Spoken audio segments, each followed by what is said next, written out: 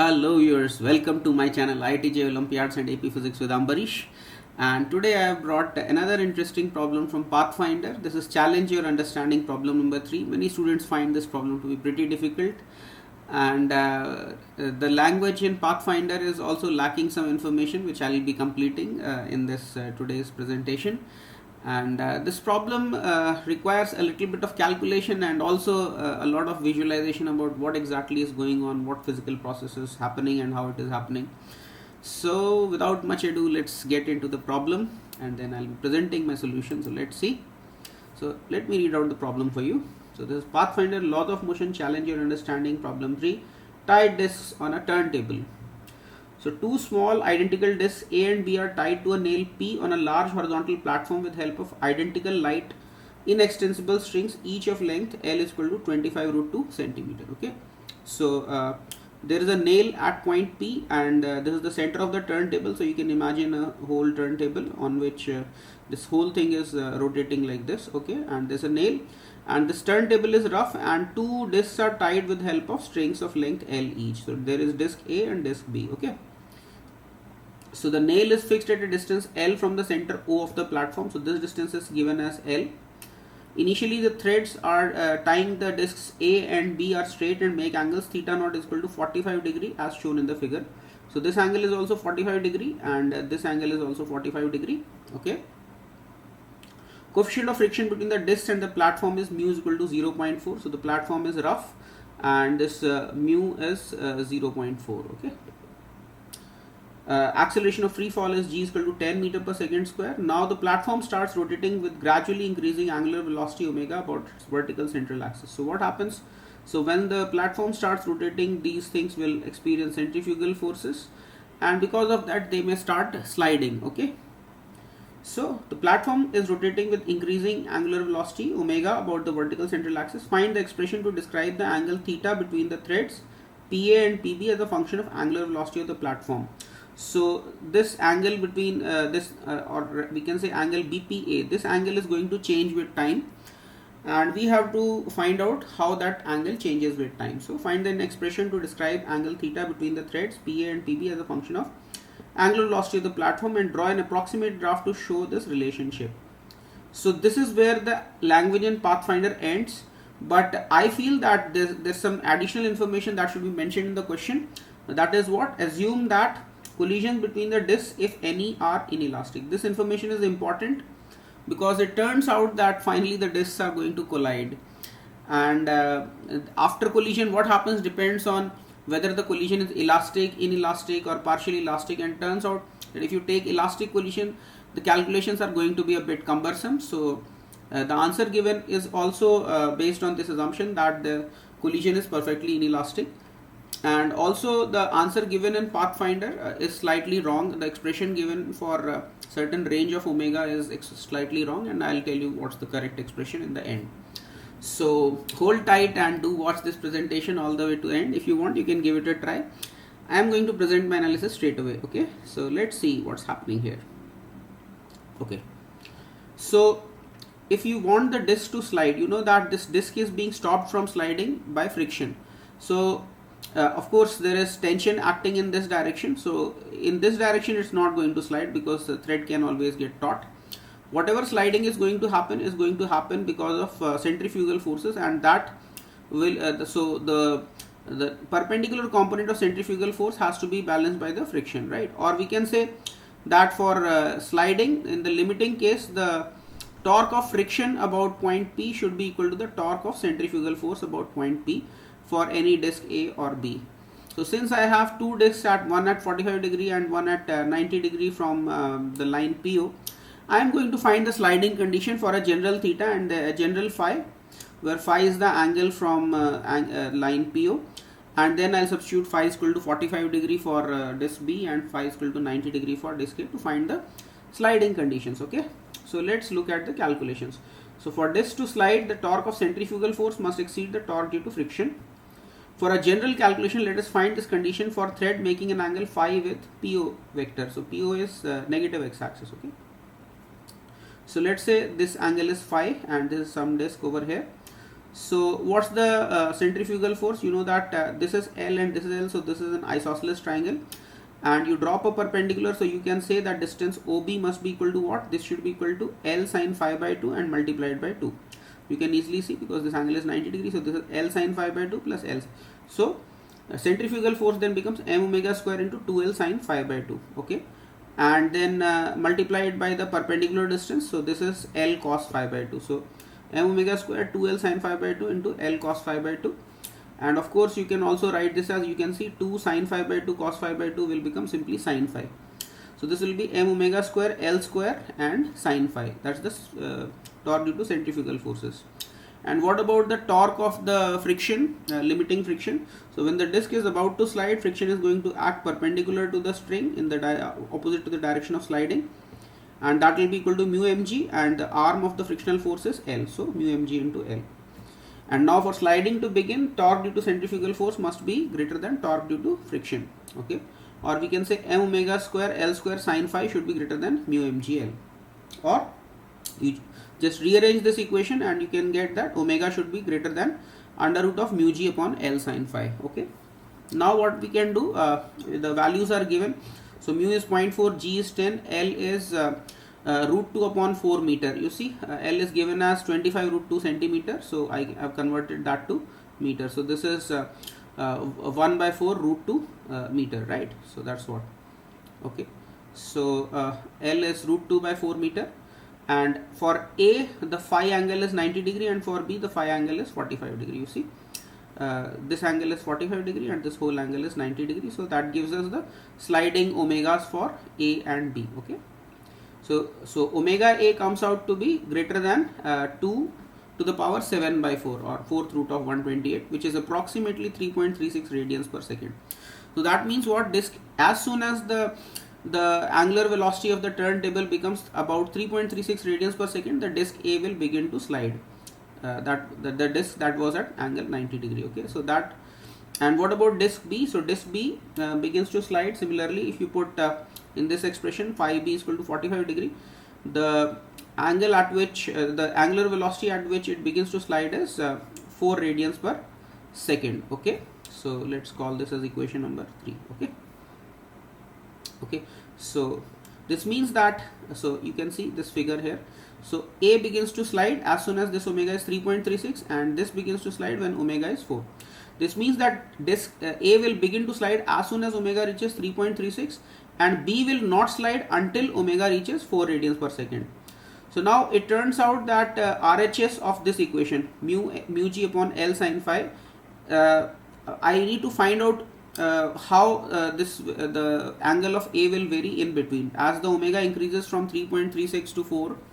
How this A will be in various positions. So you see this RHS of this equation, that limiting omega that we had found, this RHS, if I make the plot of required omega versus phi, that plot happens to be like this. So this is basically a plot of under root of mu g upon L sine phi.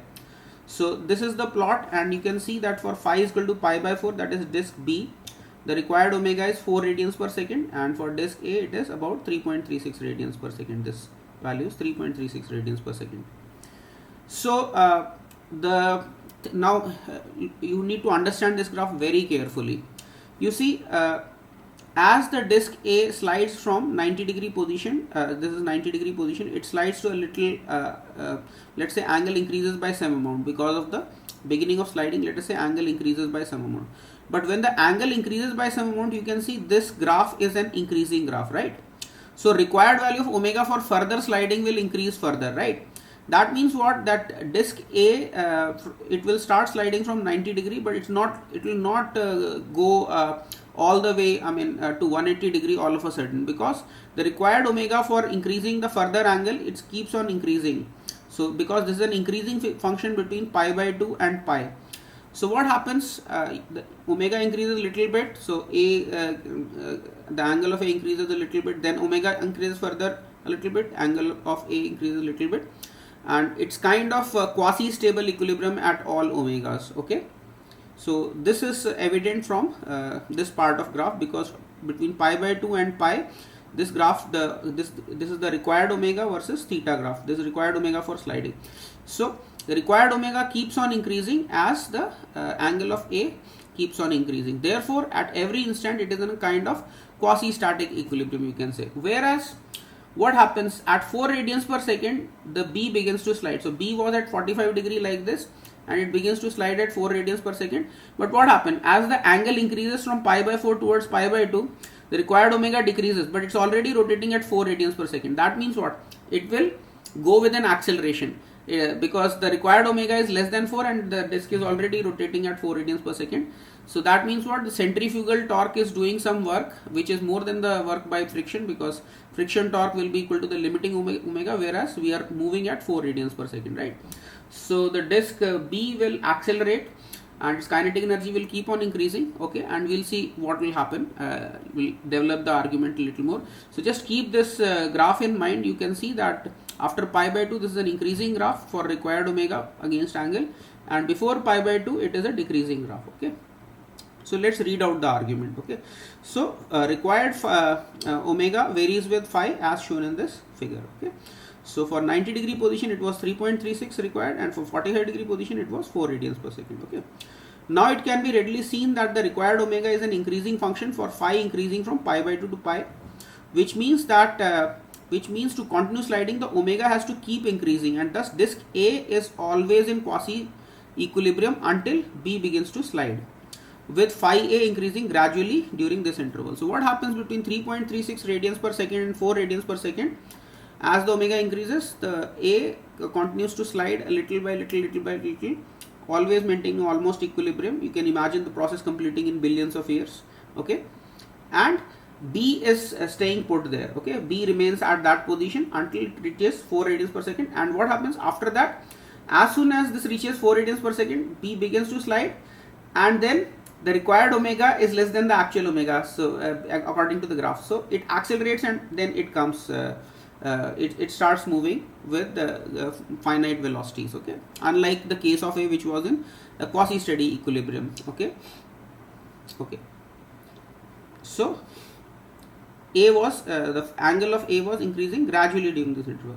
So during this interval, angle theta between the discs is given by theta is equal to phi minus pi by 4, because phi I have taken from line PO, whereas theta is angle BOA.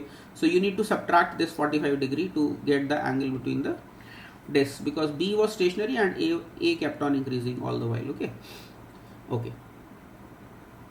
So omega was under root of mu g by L sin phi. So what will be the value of phi?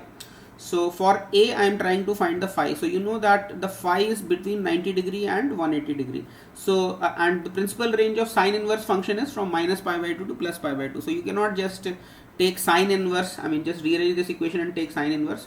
You know that sine 30 degree is same as sine 150 degree, and here we are interested in the angle between 90 and 180. So instead of 30 degree we need to write 150 degree, for example.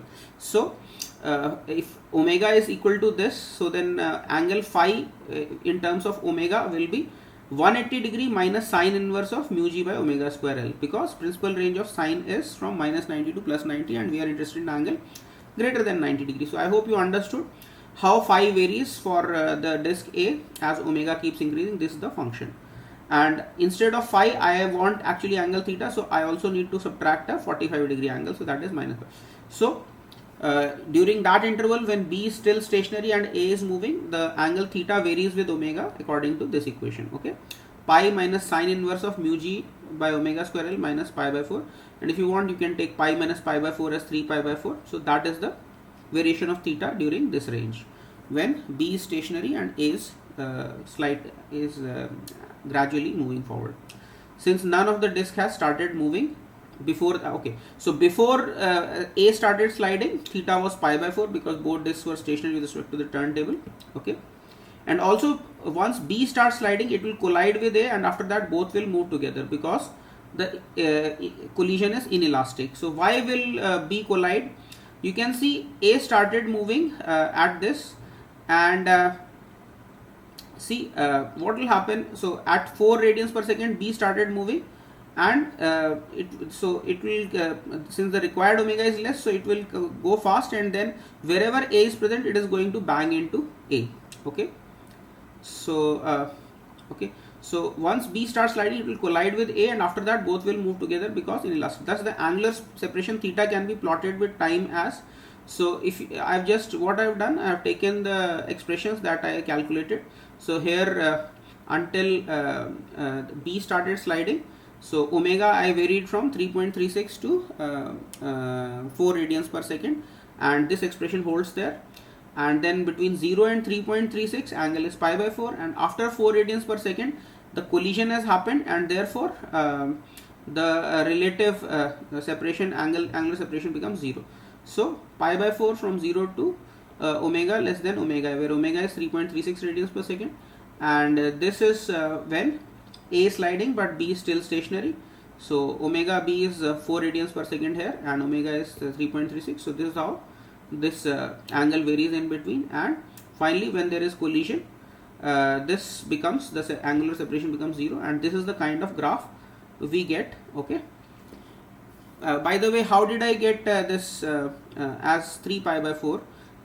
How do I know that A will wait at will be at 3 pi by 4? Because when this is 4 radians per second, here you can see at 4 radians per second the stable position of A is again at 3 pi by 4.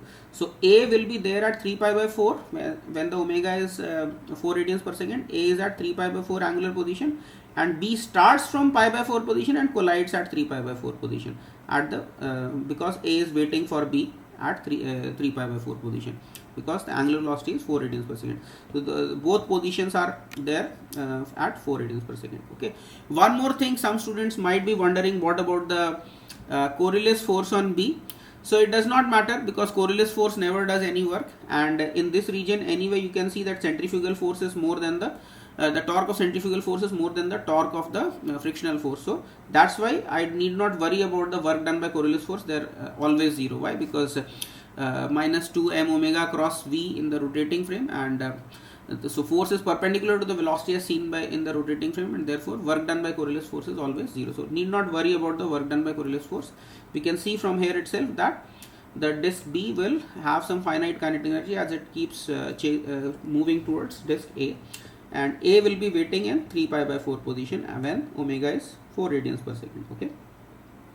So this is the kind of graph we get, and in Pathfinder this part is correct and last part is correct, but this expression, the intermediate expression, is given wrongly. So you can correct your answer in the Pathfinder. Okay. And finally the graph in Pathfinder is not very clear, so bear in mind that here it is 0 again. Okay. At the same 4 radians per second B comes and it hits A, and finally the separation becomes 0. So that was my analysis of this problem. Hope you understood it well, and you enjoyed the analysis. And if you did enjoy the analysis, please do give a thumbs up to my video, and please share this video as much as possible with your friends through WhatsApp, Telegram, Discord, or whatever medium you use for networking with them. And most importantly, if you are not already subscribed to my channel, please hit that subscribe button right now, because that's what keeps me motivated to do a new video for all of you frequently. And thanks a lot for watching this video, and I'll see you in the next one. And as always, God bless you all. Thank you.